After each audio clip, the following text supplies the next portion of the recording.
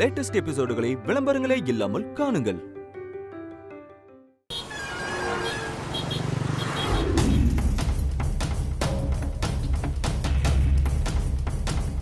ஏம்பா மார்க்கு, மறுபடியும் ஒரு முறை நல்லா யோசிச்சுக்கப்பா.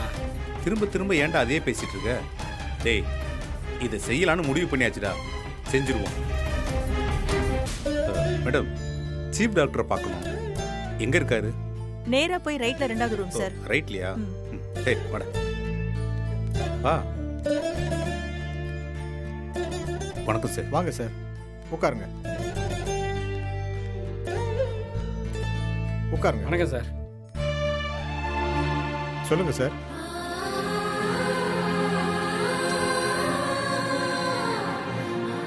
இந்த ஹார்ட் சர்ஜரிக்காக சாவித்திரிங்கிற பேஷண்ட் அட்மிட் ஆயிருக்காங்கல்ல? ஆமா, சொல்லுங்க. நீங்க யார் அவங்களுக்கு? அவங்க எங்களோட சம்மந்தி அம்மா. அவங்க பொண்ணை தான் எங்கள் மூத்த பையனுக்கு கட்டி வச்சிருக்கோம். ஓ, அவர் உங்க பையன் தானா? பாருப்பா, உன் பிள்ளையோட பவுஸை பத்தி டாக்டர் கூட தெரிஞ்சு வச்சுக்கிறாரு. டேய், நீ கொஞ்ச நேரம் அமைதியா இருடா. சார், அந்த அம்மா ஒரு பாவப்பட்டு ஜீவன் சார். சொந்தன்னு சொல்லிக்க எங்களை விட்டா அவங்களுக்கு யாரும் இல்லை. எங்கள் பையனும் இப்போ அவ்வளோ பெரிய அமௌண்ட்டை கட்டக்கூடிய நிலைமையில இல்லை சார். நீங்கள் இந்த பணத்தை எடுத்துக்கிட்டு ஹார்ட் ஆப்ரேஷனை கொஞ்சம் நல்லபடியாக முடிச்சு கொடுங்க சார். அதெல்லாம் சரிதான் சார். நீங்க ஏன் பணத்தை கொண்டு வந்து என்கிட்ட கொடுக்குறீங்க? உங்க பையன்கிட்ட கொடுத்து கவுண்டர்ல கட்ட சொல்லலாமே. அது ஒன்றும் இல்லை டாக்டர். கொஞ்ச நாளாக எங்களுக்கும் என் பையன் குடும்பத்துக்கும் பேச்சுவார்த்தை கிடையாது. ஒருவேளை நாங்கள் தான் இந்த பணத்தை கொடுக்குறோன்னு தெரிஞ்சா அவங்க ஏற்றுக்காமல் போகிறதுக்கும் வாய்ப்பு இருக்கு. இந்த பணத்தை நாங்கள் தான் கட்டணும்னு நீங்கள் சொல்ல வேண்டாம் டாக்டர். உங்களுக்கும் அவங்களுக்கும் பிரச்சனை இருக்கும்போது அசால்ட்டா இவ்வளோ பணத்தை தூக்கி கொடுக்குறீங்களே. அவங்களுக்கு இந்த விஷயம் தெரிய வேண்டாம்னு வேற சொல்றீங்க. என்னால் உங்களை புரிஞ்சிக்கவே முடியல சார். டாக்டர், 35 வருஷமா இவனோட இருக்கேன். என்னாலே இவனை புரிஞ்சுக்க முடியல. இவன் குடும்பத்துக்கும் இவன் புள்ள இவன் சம்பந்திக்கும் பெரிய சண்டையே நடந்துட்டு இருக்கு டாக்டர். இவனே 1008 கஷ்டத்துல இருந்துக்கிட்டு அவங்களுக்கு ஒரு பிரச்சனைன்னு சொன்னதும் பணத்தை தூக்கிட்டு வந்து நீட்டுறான். இந்த பணத்தை நான் என்னன்னு சொல்லி அவங்க கிட்ட கொடுக்கறது? ஏதோ ஒரு கோவில் ட்ரஸ்ட்டோ இல்லை அசோசியேஷனோ இல்லை என்ஜிஓவோ ஏதோ ஒரு ட்ரஸ்ட்ல இருந்து கட்டினாங்கன்னு சொல்லிடுங்க சார். தயவு செஞ்சு எங்கள் பேர் அவங்களுக்கு தெரிய வேண்டாம் சார். சார், இந்த பணத்தை எடுத்துக்கிட்டு எப்படியாவது அந்த அம்மாவுக்கு நல்லபடியாக ஆப்ரேஷன் செஞ்சு பழையபடி வீட்டுக்கு திருப்பி அனுப்பி வைங்க சார். சார், வலது கை கொடுக்கறது இடது கைக்கு தெரியக்கூடாதுன்னு வாயில சொல்றதுதான் நான் கேட்டிருக்கேன். இன்னைக்கு தான் அதுக்கு உதாரணமா உங்களை பார்க்குறேன். என்ன டாக்டர், இப்படி பெரிய வார்த்தைலாம் பேசிக்கிட்டு இருக்கீங்க? நம்ம கூட இருக்கிற ஒருத்தருக்கு கஷ்டம் வரும்போது உதவக்கூடிய நிலைமையில நாங்க இருக்கிறதுனால தான் அதை பண்றோம். அவ்வளவுதானே தவிர இதுல பாராட்டுறதுக்கெல்லாம் ஒண்ணுமே இல்லை டாக்டர். நன்றி டாக்டர். நாங்கள் கிளம்புறோம் சார். வாங்க சார். போலாம். வரேன் டாக்டர்.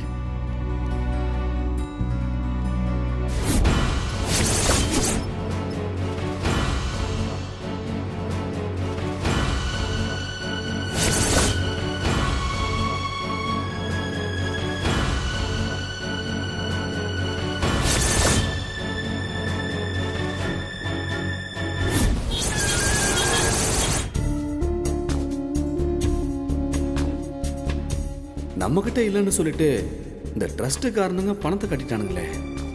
அந்த 12 லட்சத்தை டைரக்டா கட்டாம நம்ம கையில கொடுத்திருந்தா ஒரு 1 or 2 செலவு பண்ணி பேருக்கு ஒரு ட்ரீட்மெண்ட்டை பார்த்துட்டு மிச்சத்தை நாம அள்ளியிருக்கலாமே. அநியாயமா போச்சே. வாங்கி போட்ட நிலத்துல வீட்டையாவது கட்ட ஆரம்பிச்சிருக்கலாம்.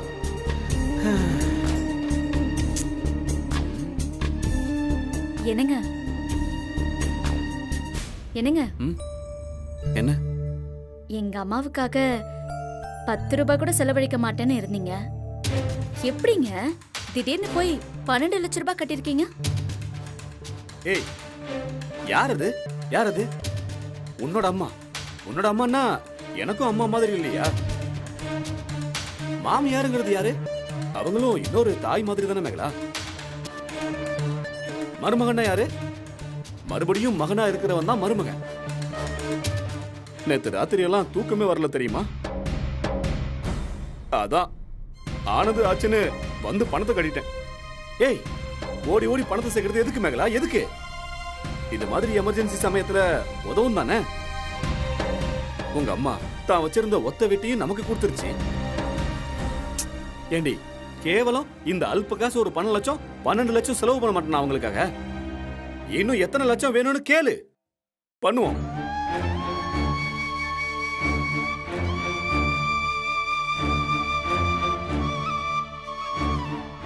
உங்களுக்கு எப்படி நன்றி சொல்றதுன்னே தெரியலங்க. ஏய், நான் கடமையை தான் செஞ்சேன் மேகலா. நன்றியெல்லாம் சொல்லி என்ன அசிங்கப்படுத்தாத. ஆண்டவா, இந்த 12 லட்சம் ரூபாய் மேட்ரை ஹாஸ்பிட்டலுக்காரங்க இவகிட்ட ஓபன் பண்ணாம இருக்கணும்.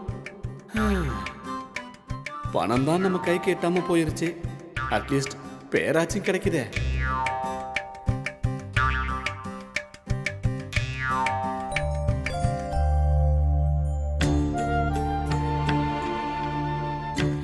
ஏங்க, என்ன ஐ லவ் யூங்க. என்னடி இது? இத்தனை வருஷத்துல இன்னைக்கு தாங்க நான் உங்களை இப்படி பாக்குறேன். உண்மையிலேயே சொல்றேங்க, நீங்க வேற மாதிரி ஆளுதாங்க. விடு விடு. சத்தியமா நீங்க பர்ஸ வெளியில எடுக்க மாட்டீங்கன்னு தான் நினைச்சேன். ஆனா நீங்க இப்படி செய்வீங்கன்னு நான் எதிர்பார்க்கவே இல்லைங்க. இப்ப மட்டும் நான் எங்கடி செலவழிச்சேன்? நம்மளை பத்தி ரொம்ப கேவலமா யோசிச்சு வச்சிருக்கா போலயே.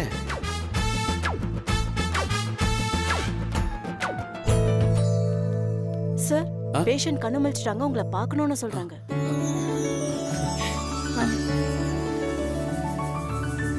மா மா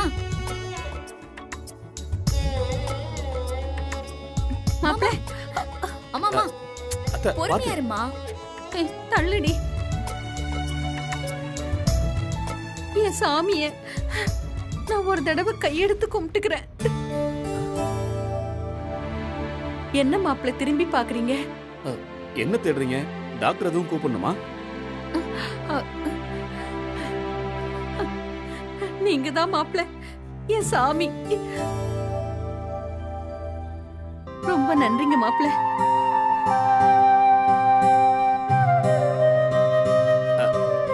அத்தை, இப்ப ஏன் ஸ்ட்ரெயின் பண்றீங்க? ரிலாக்ஸ் ஆகுங்க ப்ளீஸ். சாமி, யாரு சாமி இந்த காலத்துல ஒரு மாமியாருக்காக இவ்ளோ செலவு பண்ணுவாங்க? உங்களுக்கு எப்படி நன்றி சொல்றதுன்னு எனக்கு தெரியல சாமி.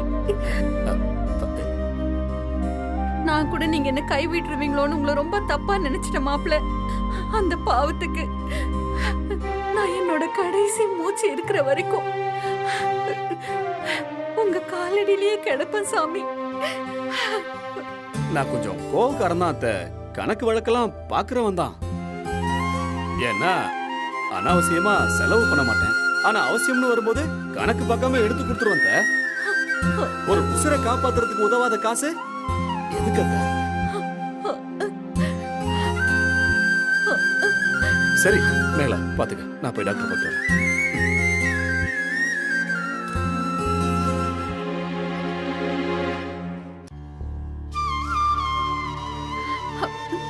பாரு, என் மாப்பிளைய பாரு, எப்படி போறாரு பாரு. என் குலசாமிய பாரு. இந்த பாரு, என்னை இப்பவே நீ வீட்டுக்கு கூட்டிட்டு போ. நான் போய் நான் திரும்பி வரமாட்டேன்னு நினைச்ச அத்தனை பேர்கிட்டையும் என் மாப்பிளைய பாருங்க, அவரை யாருன்னு நினைச்சீங்கன்னு எல்லார்கிட்டையும் நான் சத்தம் போட்டு பேசணும். எல்லாம் மெதுவா சொல்லிக்கலாம். நீ கொஞ்சம் டென்ஷன் ஆகாம அமைதியா இருமா. 1 ரூபாவா 2 ரூபாவா 12 லட்சம் எப்படி மேகலா? அதாம்மா எனக்கும் தெரியல. இந்த மாதிரி எப்பயாச்சும் அதிசயம் நடக்கும்போது அதை அனுபவிக்கணும். ஆராயாத. கடவுள் இருக்கான்.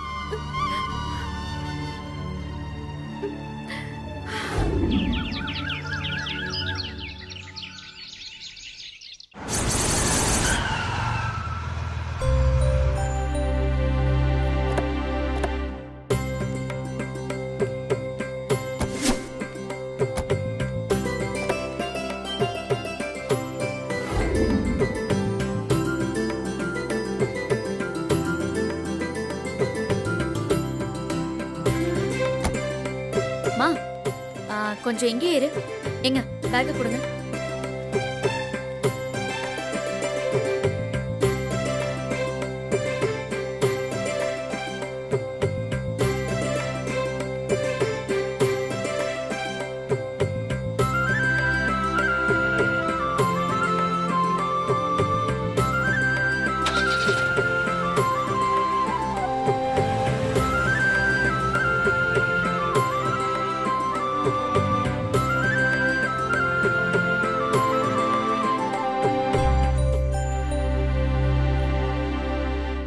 இதெல்லாம் எதுக்கு மேகலா? கொஞ்சம் பேசாம இருக்கியா?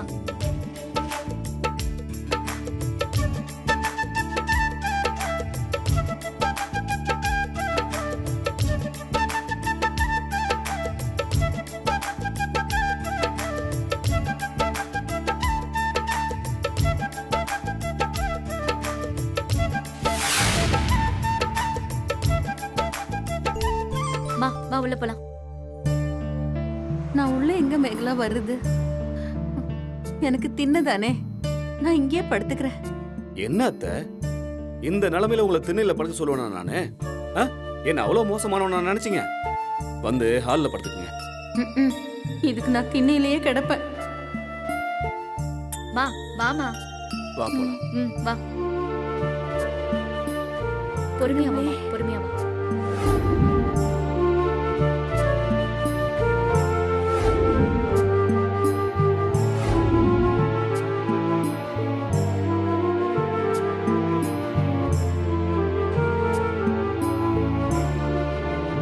என்னங்க, இன்னைக்கு வீட்ல எதுவும் சமைக்கல, வெளியில வாங்கிட்டு வந்துடுறீங்களா?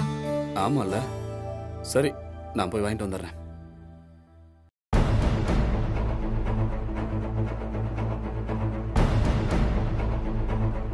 மேகலா, ஒரு 10 நிமிஷம் கழிச்சு போய் வாங்கிட்டு வரவா? ஏங்க என்னாச்சு? அது வேற ஒண்ணும் இல்ல, மொத்த பணத்தையும் எண்ணி வைக்கிறேன், பொட்டி படுக்கையெல்லாம் எடுத்து வச்சுட்டு வீட்டை விட்டு வெளியே போறதுக்கு ரெடியா இருங்கடான்னு ஒருத்தர் சொன்னாரே, அவர் சொன்ன தேதி செத்து போய் 4-5 நாளாச்சு. அது என்னன்றத ஒரு 4 வார்த்தை கேட்டுட்டு போறேன்.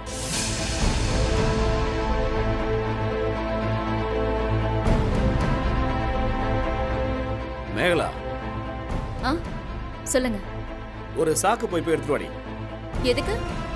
சாரு பணம் தர போறாருல, மூட்டையா கட்டி எடுத்துட்டு போகணும்ல.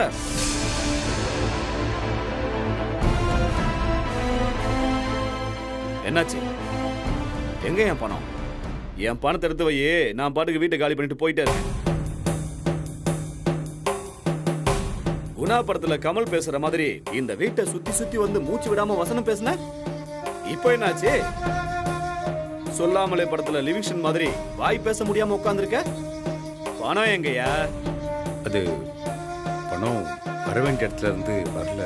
எப்படியா வரும்? எப்படி வரும்? நீ என்ன பெரிய கார் கம்பெனி ஓனரா?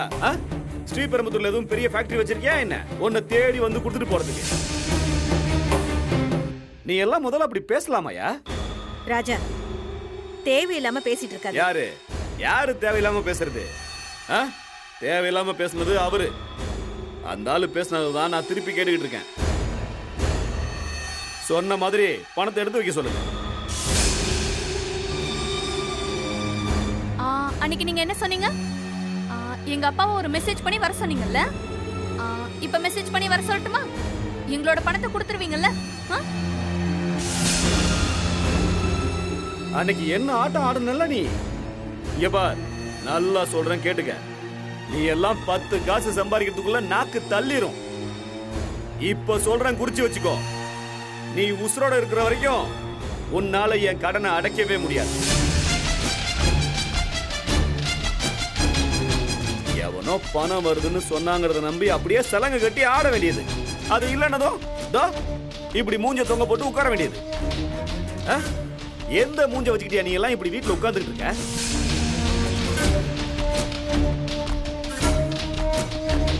அட விடுங்க மாப்பிள்ள, இவங்களாவது பணத்தை திருப்பி கொடுத்து வீட்டை மூட்டுறதாவது. அதெல்லாம் இந்த ஜென்மத்துல நடக்கவே நடக்காது.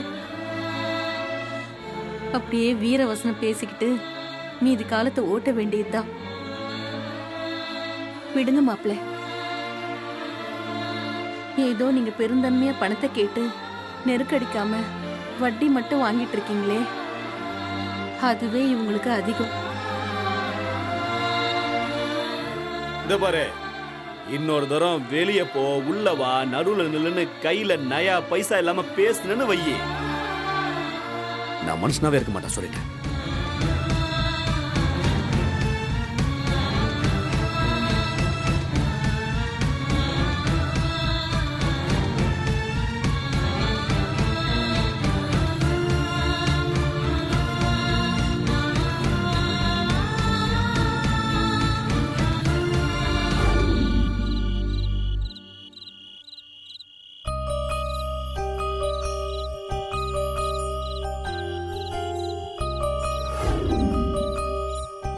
என்னங்க யோசிக்கிறீங்க?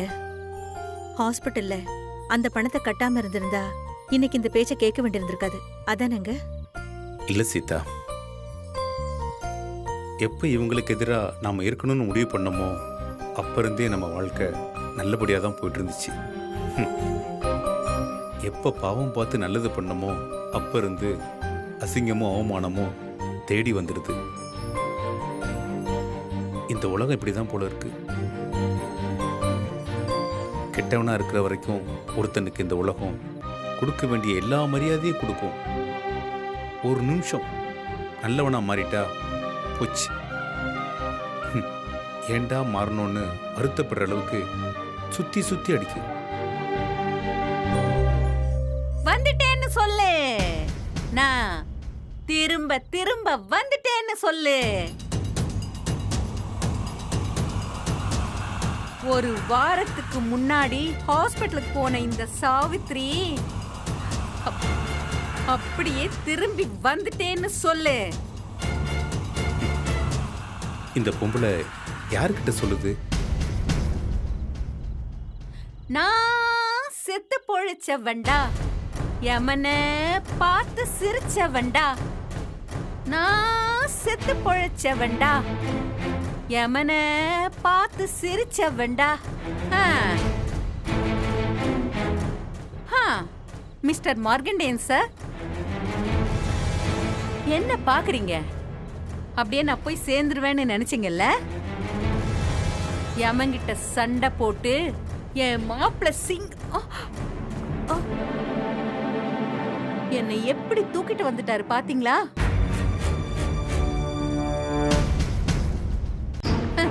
என்னமோ என் மாப்பிள்ள கணக்கு பாக்குறவன், கஞ்ச பையன், கல்லுல நார் உரிக்கிறவன், மணல்ல கயிறா திரிக்கிறவனெல்லாம் சொல்லிட்டு இருந்தீங்க. இப்ப பாத்தீங்களா, ஹாஸ்பிட்டல்ல 10 லட்சம் ரூபாய் அப்படியே விட்டெறிஞ்சு மாமியார் எப்படி கூட்டிட்டு வந்துட்டாரு பாத்தீங்களா?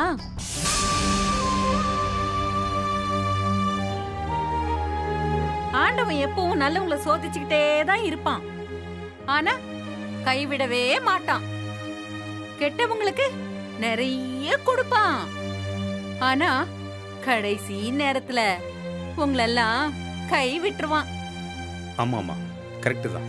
ஹார்ட் அட்டாக் வந்துருச்சு, இனி இந்த கிழவி வாய் மூடிட்டு இருக்கணும் மட்டும் நினைக்காதீங்க. உள்ளுக்குள்ள பேஜர் வச்சிருக்கு. பேஜர் பேஜர் அது பேஜர் இல்லம்மா, பேஸ் மேக்கர். அதான், அது வந்து இங்கிலீஷ் எனக்கு கொஞ்சம் கஷ்டம், அதனாலதான் அது பேஜர் இல்ல பேஸ். டாக்டர் சொல்லிட்டாரு, இன்னும் 15 வருஷத்துக்கு என்னை யாரும் ஒண்ணும் பண்ண முடியாதான்.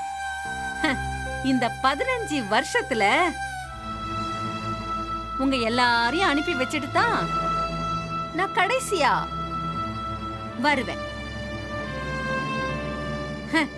இந்த கல்வி போய் சேர்ந்துரும்னு நினைச்சிருப்பீங்க. ஆனா அந்த ஆண்டவன் என்ன கைவிடாம என்ன காப்பாத்தி இந்த வீட்டுக்கு கூட்டிட்டு வந்துட்டாரு. இனிமே நான் எங்கேயுமே போக மாட்டேன். இங்கேயே இங்கேயே தான் இருப்பேன். இங்க என்ன தின்ன கிடையாது. உள்ள உள்ள உள்ள உங்க 2 பேரையும் ஒரு கை பாக்குறதுக்கு தான் திரும்ப வந்திருக்கேன். சாவித்ரி 2.0 இனிமே தான் பார்க்க போறீங்க இந்த சாவித்ரியுடைய ஆட்டத்தை. அடுத்தவங்க கெட்டு போகணும்னு நினைக்கிறவங்க தான் தானா கெட்டு போவாங்க. மா வாமா, சும்மா நின்னு இங்க பேசிக்கிட்டு இருக்க. ஹாஸ்பிட்டல்ல இருந்து வந்ததும் வராம சும்மா இங்க நின்னு வெட்டி பேச்சு பேசிக்கிட்டு இருக்க. ஏய், மாப்பிள்ள வாங்கிட்டு வந்தாருல்ல அந்த ஆஸ்திரேலியா ஆப்பிள், காபுல் மாதுளை, இது ரெண்டையும் ஒன்னா கலந்து அந்த குளுக்கோஸ் வாங்கி கொடுத்தாரே அதையும் சேர்த்து கலந்து ஒன்னா ஒரு ஜூஸ் அடிச்சு ஒரு டம்ளர் கூட நான் அப்படியே உடம்ப தேத்தணும்.